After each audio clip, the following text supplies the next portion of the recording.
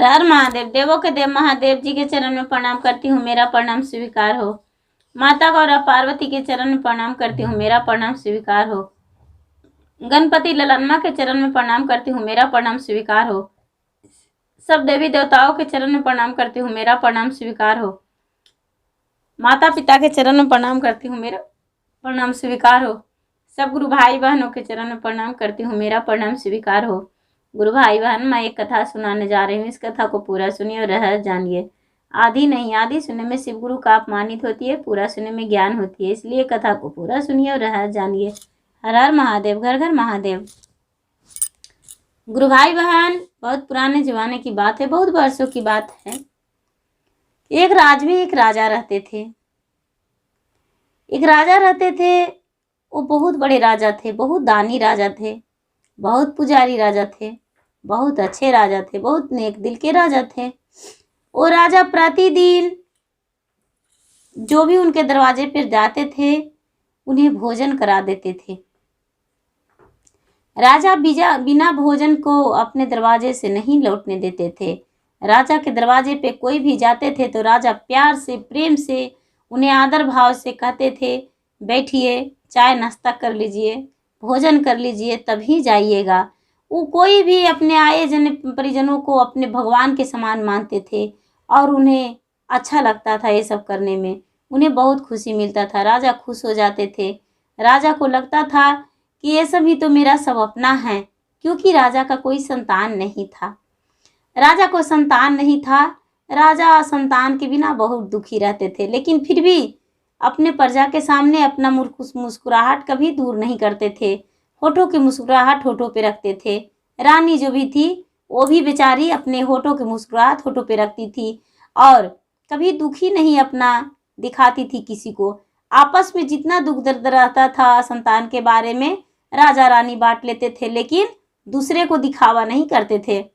एक दिन का बात है कि राजा साहब के दरबार में एक साधु गए, बड़े बड़े बाल वाले, बड़े बड़े दाढ़ी वाले, पूरा बूढ़ा जुल छोला, बड़ा बहुत बड़ा थैला कंधे में लेकर, बड़े चूटे कमंडल लेकर राज दरबार में गए। राज दरबार में गए और राजा बोले, आइए बैठिए मेरे दरबार में। बहुत खुशी का बात है कि मेरे दरबार में महात्मा पधारे हैं। साधु उनके दरबार में बैठकर और बोले कि राजा साहब, एक दिन तो बैठे, लेकिन आपकी अनुमति होता तो हम कम से कम एक सप्ताह आपके साथ रहना चाहते हैं। वो राजा बोले, महात्मा जी, ये तो बड़ी खुशी का बात है कि आप रहने को लिए मेरे राजमहल में बोले। कोई भी महात्मा आते हैं, भोजन करते हैं, चले जाते हैं। हम चाहते हैं कि मेरे साथ आप वक्त दें, तो बड़ी खुशी का बात है। बैठिए और मेरे साथ रहिए, सप्ताह क्या महीना दिन भी रह सकते हैं। वो जो महात्मा थे वो रहने लगे राजमहल में। धीरे धीरे रहते रहते रहते महीना 2 महीना बीत गया। महात्मा बोले, राजा साहब, हम जा रहे हैं आपके महल से, लेकिन क्या कहूँ, आपका संतान नहीं है। मुझसे आपका दुख देखा नहीं जा रहा है। आपके दरबार में आए और भोजन करके जा रहे हैं। ये तो कर्ज मेरा सिर पे रहेगा, लेकिन ये कर्ज उतारने के लिए हम कुछ कहना चाहते हैं। राजा बोले, महाराज क्या कहना चाहते हैं? बोले कि देखिए राजन, आपको हम कुछ देते हैं, वो अपने पत्नी को खिला दीजिएगा। आपका एक पुत्र होगा और वो पुत्र जो होगा तो जिस दिन आपका पत्नी जो बहू शादी होगा बेटा का, 21वें दिन पत्नी उनकी विधवा हो जाएगी। आपकी जो बहू है वो विधवा हो जाएगी। राजा खुशी होकर उदास हो गए। उदास होकर कहने लगे, ऐसा पुत्र होने से क्या फायदा, ना है तो कोई बात नहीं, लेकिन होकर भी और निसंतान हम हो जाएंगे और मेरे सामने बहू विधवा हो जाएगी, तो उससे बड़ा दुख तो कोई हो ही नहीं सकता है। ये साधु महात्मा बोले, राजन आप ये ले लीजिए, ये जो हम अक्षत दे रहे हैं वो अक्षत ले लीजिए और लेकर और अपने पत्नी को खीर बनाकर गाय के दूध में खिला दीजिएगा। और क्या कहूँ, लेकिन जब आपका बच्चे का मृत्यु हो तो आप उसे मारिएगा नहीं, जलाइएगा नहीं, अग्नि संस्कार नहीं कीजिएगा। उसको दही पूरा शरीर में लगा दीजिएगा और दही लगाकर और दो मटकी में दही धर के और जंगल में पहुंचा दीजिएगा एक पालकी पे। बोले कि तो ठीक है। वो राजा क्या किए कि अक्षत ले लिए और उस साधु से अक्षत लेकर खीर बना, रानी को बोले खीर बना लीजिए गाय के दूध में, आप भोजन कर लीजिए। रानी उसे बड़े प्रेम से भोजन कर ली और भोजन करके और राजा के साथ रहने लगी। धीरे धीरे धीरे धीरे समय बीतने पर 9वां महीना बीत गया। 9वां महीना के बाद एक सुंदर पुत्र पैदा लिया राजकुमार उस राजमहल में। जब राजमहल में सुंदर पुत्र पैदा लिया तो सारी लोग को खुशी मिला कि राजमहल में एक पुत्र पैदा लिया है राजा साहब का। सारे लोग बड़े खुश हो गए, और बड़ा आनंदी मिला सबको। सब कहने लगे कि चलो राजा का पुत्र तो हुआ, ये बड़ी खुशी का बात है, राजा का पुत्र हो गया। ऐसा सुनकर सब लोग खुशियां मनाए और खुशियां मना के और राजा को बधाई दिए। जब समय बीतने पर धीरे धीरे बच्चा बड़ा होने लगा। जब बच्चा 12 साल का हो गया, 14 साल का हो गया, तो सब लोग राजा के कहने लगे राजा साहब आप अपने बेटे को शादी कर दीजिए। राजा बड़ी दुखी हो जाते थे शादी के याद में, लेकिन इस बात को पता नहीं था रानी को कि मेरा बेटा को शादी हो जाने के बाद क्या होगा। लेकिन जब सारा लोग परेशान करने लगे तो राजा साहब अपने बेटे को शादी कर दिए। 21वां दिन ही उसका बेटे का मृत्यु हो गया। जब मृत्यु हो गया तो राजा को तो पत्थर दिल करना पड़ा। राजा को सब बोले कि अपना बेटे को अग्नि संस्कार कर दीजिए, लेकिन राजा बोले कि नहीं, ऐसा हम नहीं करेंगे, हम अपने बेटे को जलाएंगे नहीं अपने हाथों से, हम बेटे को जंगल में पहुंचा देंगे। वो क्या किए कि एक सुंदर सा पालकी बनवाए चंदन का, और चंदन का पालकी बनवा के और उसमें अपने बेटे को सुला दिए और सुला के और उसमें बेटे को दही लगा दिए। दही लगाकर 2 मटकी दही धर दिए और जंगल में भिजवा दिए और भिजाकर और छोड़ दिए। जंगल में भिजवा दिए तो जंगल में वो जो मृतक था वो जंगल में ही रहने लगा। ये जो इनकी पत्नी थी वो बेचारी अपना मायके चली गई तो मायके में रहने लगी। मायके में रहते बहुत दिन रही। एक दिन बेचारी प्रतिदिन रोती थी अपने पति के याद में रोती थी और अपने दिन बिताती थी। सारे लोग उसे चुप करते थे, लेकिन उसका कोई आस्था नहीं था। वो बेचारी अपने पति के याद में रोते रहती थी। एक दिन का बात है कि एक महात्मा थे, वो कहने लगे बेटी तू क्यों दरवाजे पर बैठकर रो रही हो, तू मुझे भोजन करा दो। ये बोली बाबा आप भोजन कर लीजिए, कोई बात नहीं, हम भोजन कराने के लिए तो दरबार पर बैठे हैं और क्या कर सकते हैं। तो बाबा बोले बेटी ऐसा बात तू क्यों कहती हो। ये कहती है बाबा मेरा कर्मों का चूक है, मेरा पूर्विला का चूक है कि यही समय में मैं एक विधवा बन के बैठी हूँ। आज सुहागन बन के बैठती तो मेरा मांग में सिंदूर झलकता, लोगों मुझसे सही से बात करते, लेकिन आज मुझे सब लोग अभागन कहते हैं और कुलछनी कहते हैं। यदि मेरा भाग में रहता तो मेरा मांग में सिंदूर शोभता। बाबा मैं क्या करूँ, आज ससुराल में बैठते, आज मायका में आकर नहीं रहते। ये जो बाबा थे वो बोले कि बेटी पहले तुम मुझे भोजन करा दो। ये भोजन करा दिए। जब भोजन करा दिए तो बोले कि क्या तुम मेरे साथ चल सकती हो, तुम्हारे पति से हम मिला देंगे। ये बोली कि तो ठीक है मिला दीजिएगा, लेकिन कहाँ जाऊँ आपके पास हाथ। इतना ही में बाबा के गले में एक चैन दिखा। तो ये लड़की कहती है बाबा ये गले में चैन आपका कहाँ से आया, ये तो मेरा पति का है।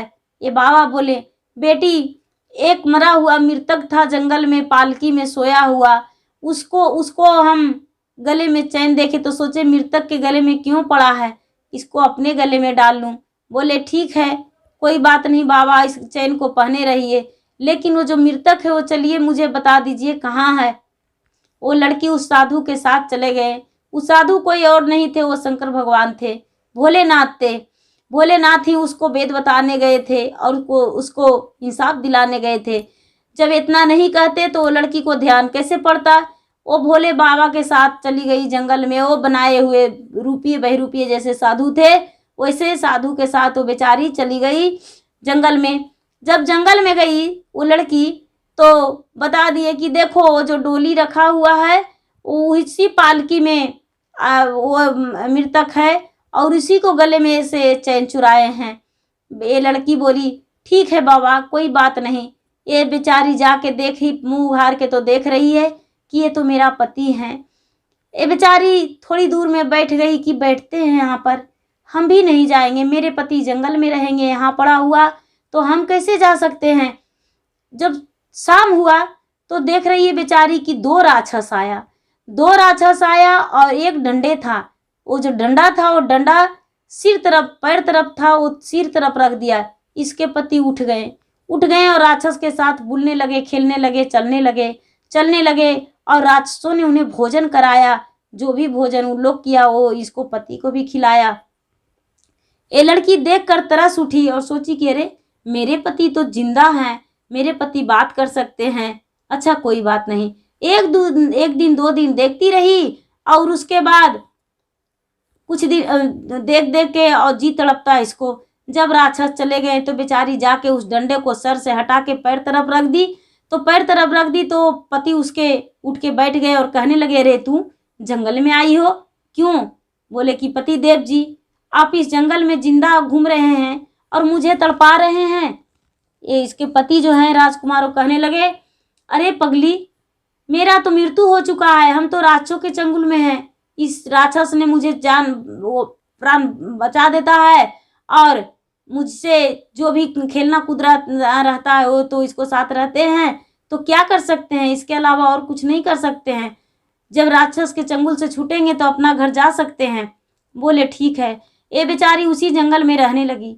रहते बन के फल पत्ते फूल खाती थी, अपना जीवन बिताती थी। और जब इन लोग चले जाते थे तो दिन भर अपने पति के साथ रहती थी, रात में राक्षसिनियां ही रहती थी। ये बेचारी क्या करती, उसी तरह करते अपने पति के साथ बहुत दिन बिता दी।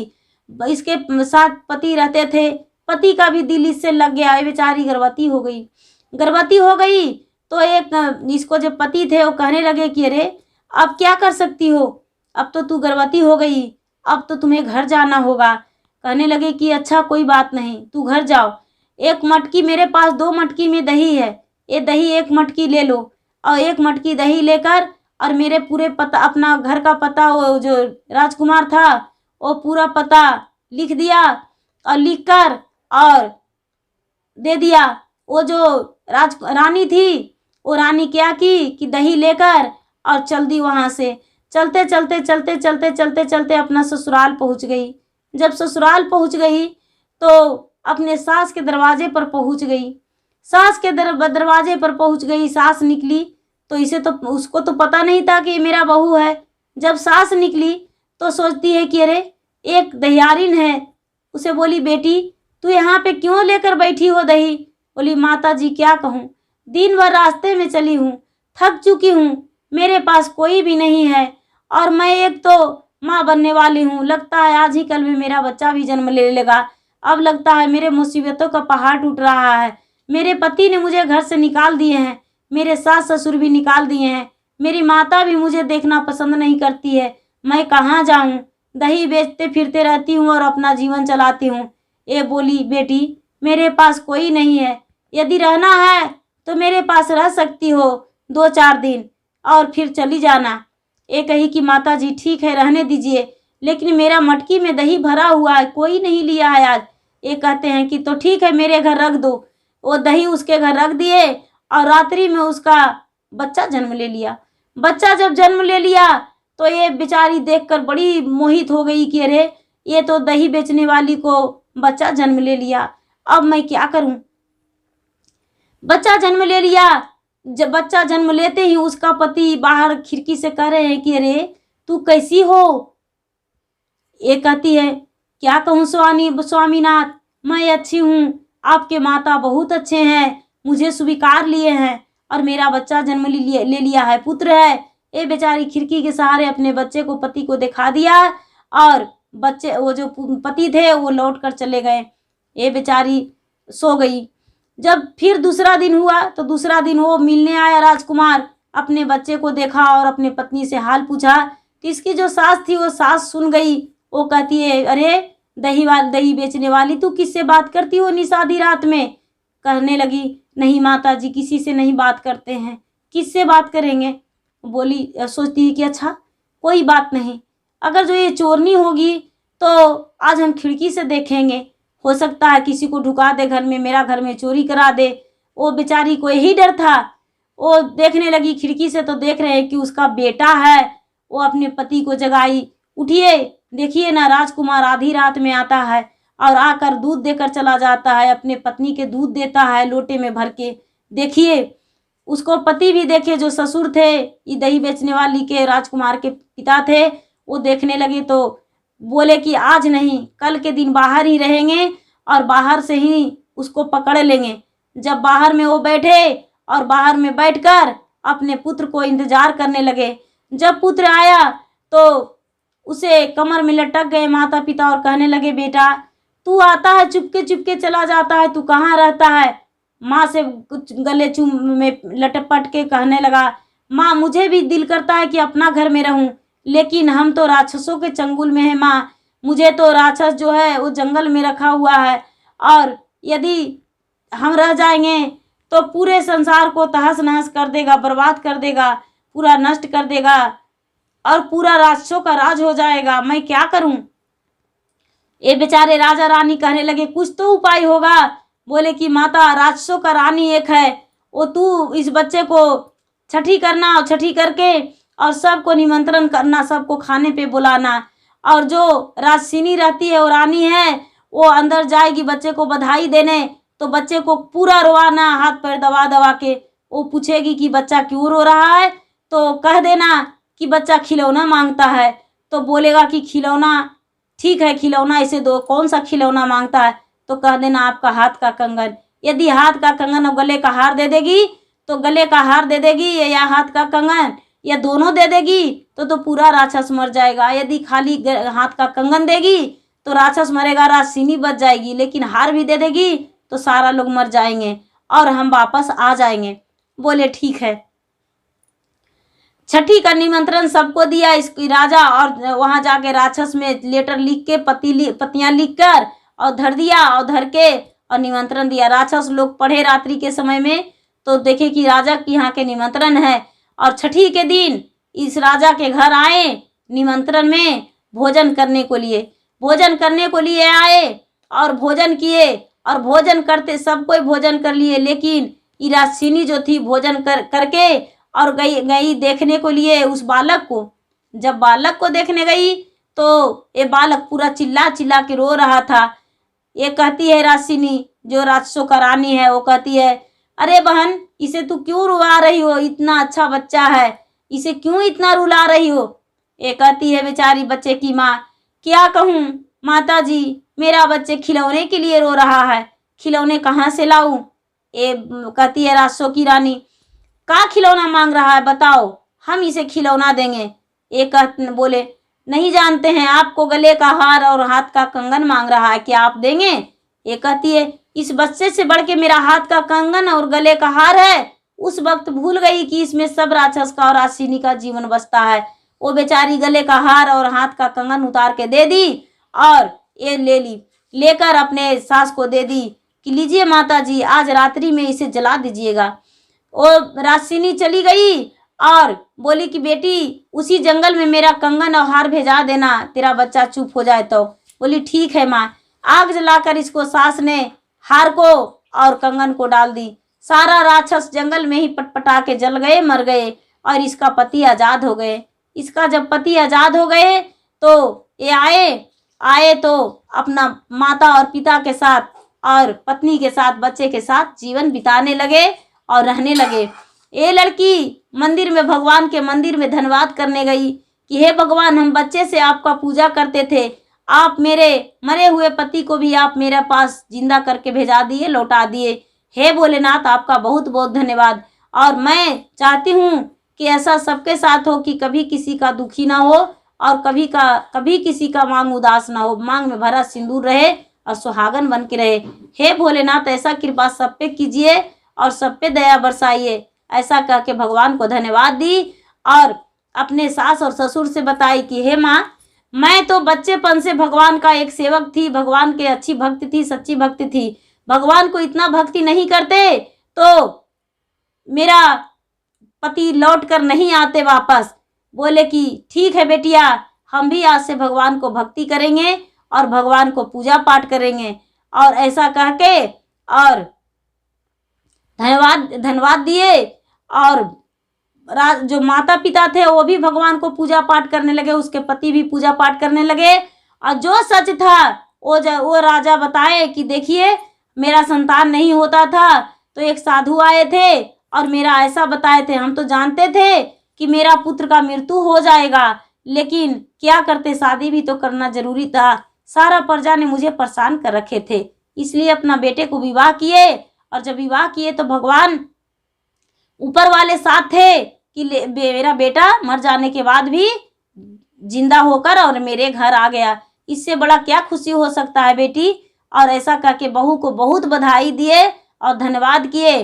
और बहू को अपने बेटी से भी और बहू से भी ज़्यादा, अपने जान से भी ज़्यादा राजा रानी प्यार करने लगे। और उसके पति भी बहुत प्यार करते थे। और वो जो बच्चा था वो बहुत भाग्यशाली बच्चा हुआ, बहुत प्यारा बच्चा हुआ। हे महादेव, हे भोलेदानी, जैसे उस पे दया किए कि उसके मरे हुए पति को भी वापस लौटा दिए, उस माता पिता को पुत्र को लौटा दिए, वैसा ही सब पे दया कीजिए भोलेनाथ। कोई का दुखी मत रखिए। हर हर महादेव, घर घर महादेव। धन्यवाद।